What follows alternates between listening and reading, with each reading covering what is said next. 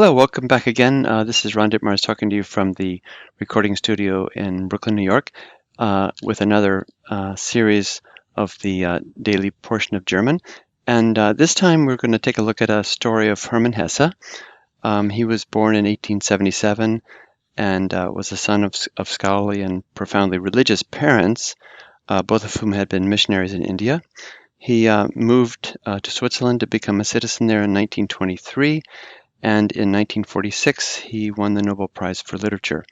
So, as you may know, also, Hermann Hesse is the most popular of German authors to be read in the United States for many, many decades. So, there's really something behind his writings, obviously, and they're really fun to read. So, as our guest speaker, we have today Sierra. Sierra, do you want to introduce yourself? Sure. Hello, I'm Sierra. I'm currently in Northern California. I've studied German for a little while now, and I'm currently taking the year-long course, 2-semester German course with Erasmus Academy. And my current area of research and study is ancient history, and I specialize in Roman history and interrelations and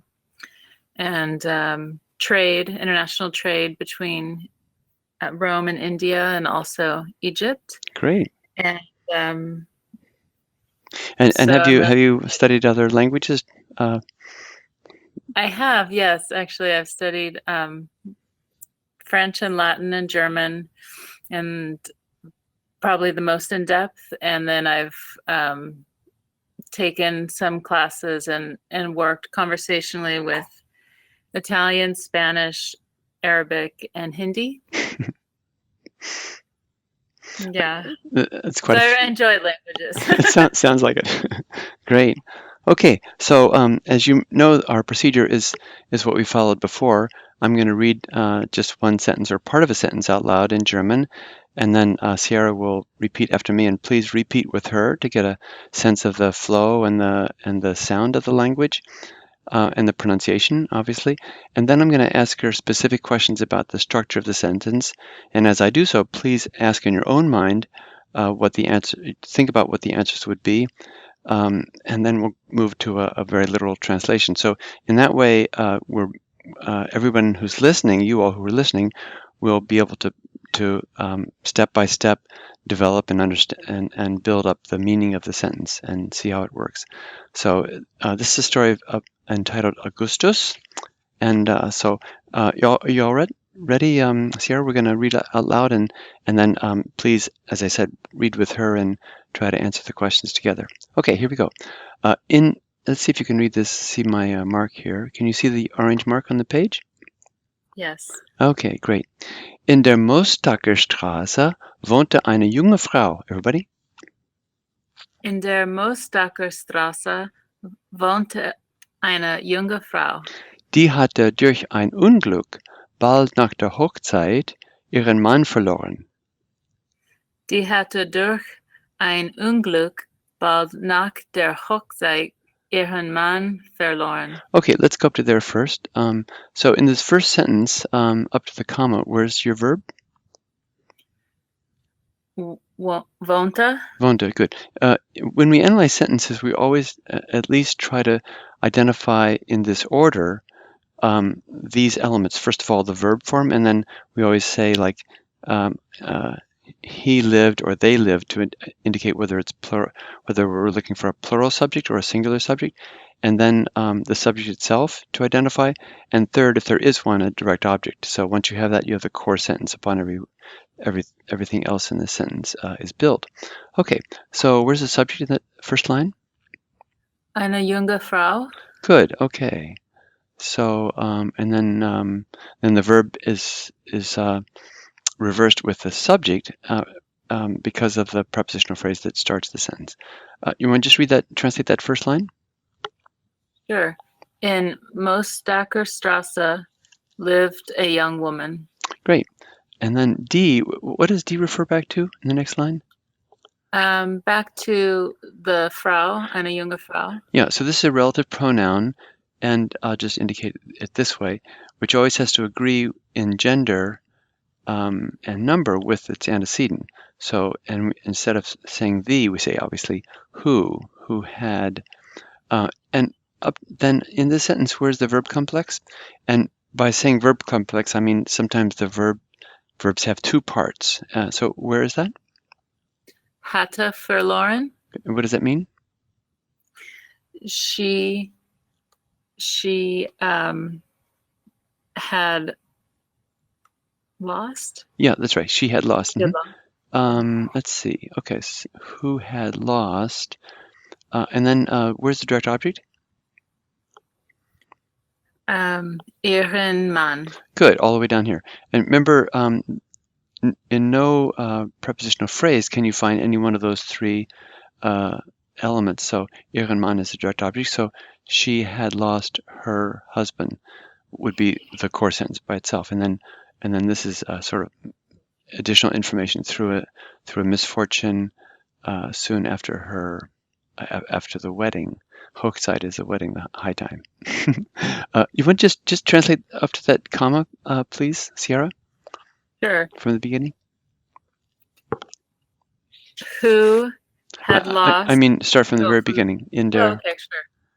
In the Mostacher Strasse lived a young woman who had lost her man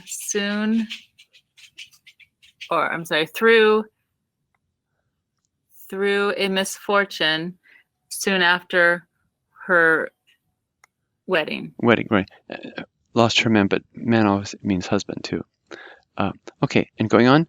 Und jetzt saß sie arm und verlassen in ihrer kleinen Stube und wartete auf ihr Kind. Up to there? Everybody? Und jetzt saß sie arm und verlassen ihre kleine Stube und wartete auf ihr Kind. Okay, up to that point, where's the first verb? The first verb is saß. Good, okay. And the second verb? Wartete. Good. And saß comes from? Sitzen. Good. So our word sit, sat, and have sat it comes directly from the German because it's sitzen, saß, gesessen, actually. So, and now she sat, okay, and then waited for her child. So you want to translate, and this means poor and forlorn. And Stube just means the small room. Okay, you want to translate from und up to Kind? Sure. And now she sat poor and forlorn in her small room and waited for her child. Good. And what does das refer back to then? Das refers back to the child, Kind. Good. Again, agreeing with gender and number. Kind. Who should have or was going to have no father. No father. Okay, let's go on. Und weil sie so ganz allein war, everybody? Und weil sie so ganz allein war. Let me just, so I can point this out where we are exactly. Und so verweilten immer alle ihre Gedanken bei dem erwarteten Kind. So verweilten immer alle ihre Gedanken bei dem erwarteten Kind. Great, nicely read. So I hope you're all reading together with Sierra. It really helps out to enunciate and to sort of participate in that way. Okay, so now in these two lines that I'm bracketing here, one is a dependent clause and another is independent clause.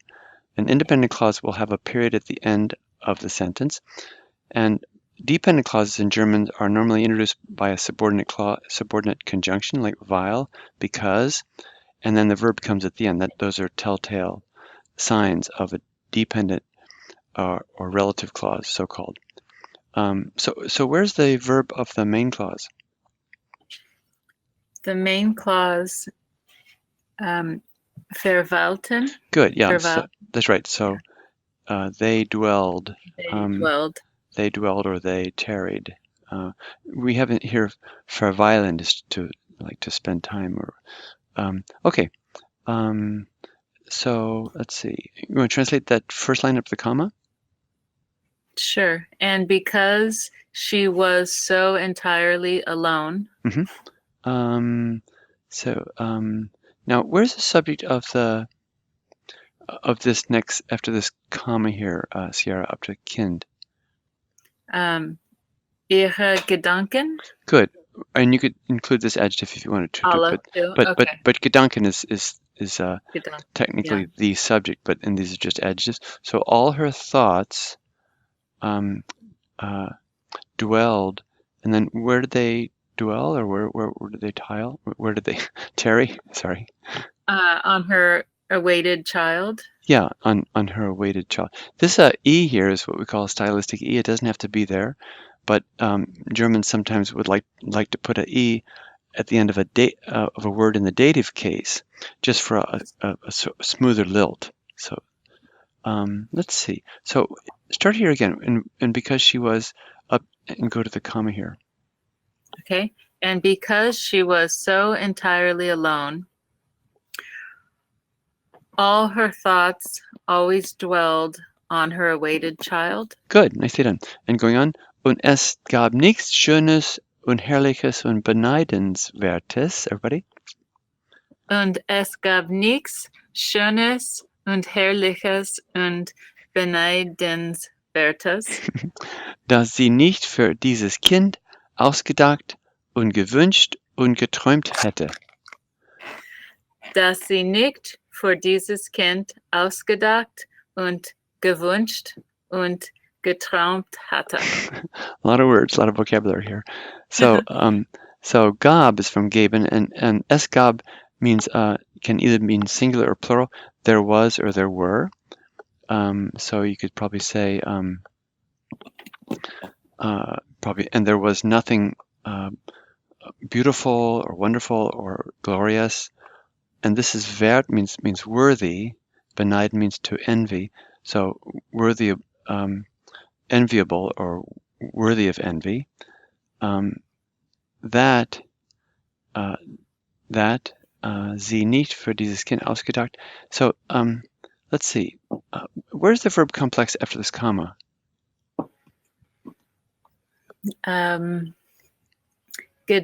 Ausgedacht, gewünscht, geträumt hatte. Good. So this happens to be hätte is the helping verb with a series of 3 past participles. So ausdenken is to think up, wünschen is to desire, as you probably remember, and träumen is to dream. So past participle. That she not, or that she would not have thought up, desired, and dreamed for this child. There. Okay, let's go on because I just sort of translated that section. Ein steinernes Haus mit Spiegelscheiben. Everybody? Ein steinernes Haus mit Spiegelscheiben. Und einem Springbrunnen im Garten. Und einem Springbrunnen im Garten. Schien ihr für den Kleinen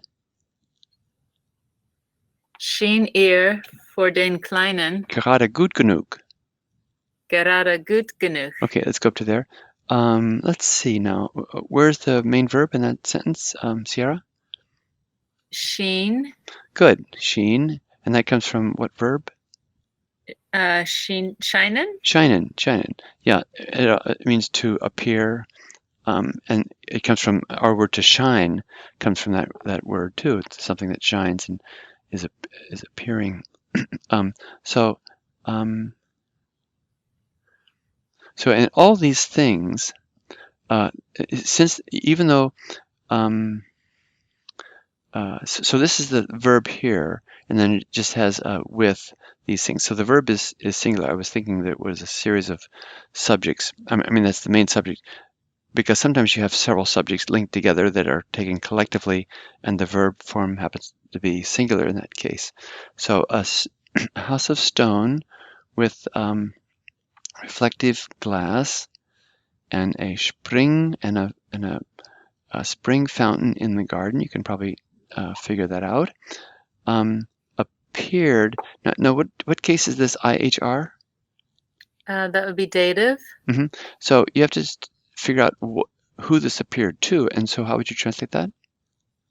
To her. Exactly. So appeared to her, and gerade gut genug, just good enough for the small one, für den Kleinen.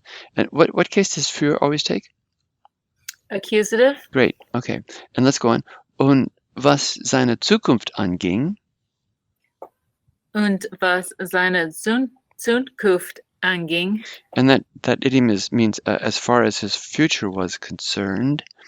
So musste mindestens ein Professor oder König werden. Everybody? So musste mindestens ein Professor oder König werden. Good.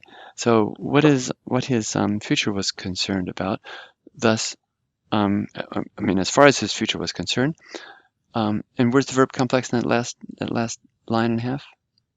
Musste werden. And what does that mean? He must become. Or yeah, he must, become. or it must, or had to become. Subject is? The subject is Good, yeah. And what must he become? At least a professor or a king. Great. Okay. Let's see.